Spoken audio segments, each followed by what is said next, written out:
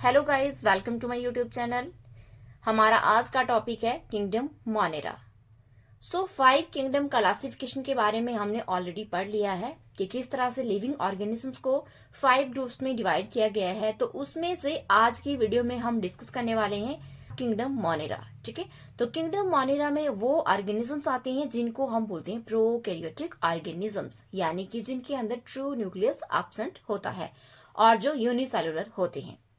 तो kingdom Monera में किन किन ऑर्गेनिजम्स को रखा गया है और उनके क्या क्या कैरेक्टरिस्टिक्स है, वो आज हम इस वीडियो के अंदर जानने वाले हैं।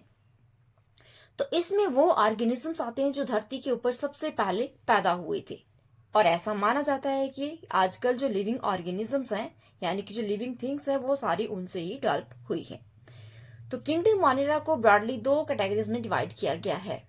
जो प्रिमिटिव प्रोकैरियोट्स है वो है आर्कीबैक्टीरिया, और जो मॉडर्न प्रोकैरियोट्स है वो है यूबैक्टीरिया। ठीक है, तो ये जो 2 ग्रुप्स है इनके बारे में हम अलग से एक वीडियो लेकर आएंगे। आज की वीडियो में हम किंगडम मोनेरा के कुछ कैरेक्टरिस्टिक्स जान लेते हैं। जितने भी प्रोकैरियोटिक ऑर्गेनिजम्स हैं उन सबको किंगडम मोनेरा में रखा गया है। तो उनके कौन कौन से कैरेक्टरिस्टिक्स हैं उनके बारे में बात करते हैं। सबसे पहले वो जो ऑर्गेनिजम्स होते हैं वो सिंगल सेल्ड होते हैं, यानी कि वो एक ही सेल से बने होते हैं। और दूसरा, उनके अंदर जो राइबोसोम्स होते हैं वो 70S टाइप के राइबोसोम होते हैं।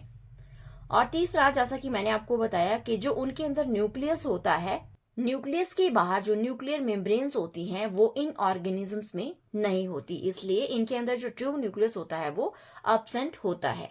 और इसके साथ साथ इसमें जो सेलुलर ऑर्गेनेल्स हैं, जैसे कि lysosomes, plastid, centrioles and Golgi bodies etcetera, ये सारे एब्सेंट होते हैं।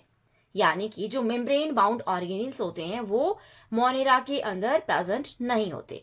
और इसमें जो एसेक्सुअल रिप्रोडक्शन होती है वो बाइनरी फिशन से होती है या फिर बडिंग से होती है। मतलब एक ऑर्गेनिज्म वो 2 में टूटता है, उसको हम बोलते हैं बाइनरी फिशन।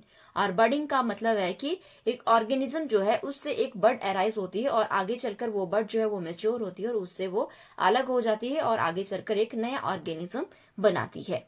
इसके साथ साथ इसमें देखा गया है कि कुछ ऐसे स्पीसीज हैं जिनके अंदर सेक्सुअल रिप्रोडक्शन भी होती है।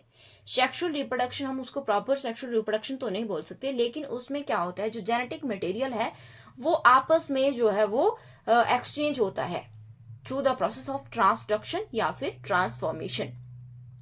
और इसके साथ ही इसमें जो कुछ ऑर्गेनिजम्स होते हैं जिनके पास लोकोमोशन के लिए एक स्पेशल स्ट्रक्चर प्रेजेंट होता है जिसको हम बोलते हैं फ्लैजेलम। तो वो फ्लैजेलम की हेल्प से मूव करते हैं।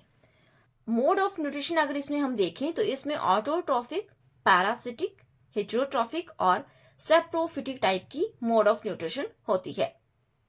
ये थे कि किंगडम मोनेरा के कौन कौन से कैरेक्टरिस्टिक्स होते हैं। I hope you enjoy this video. Please do like, share and subscribe my YouTube channel.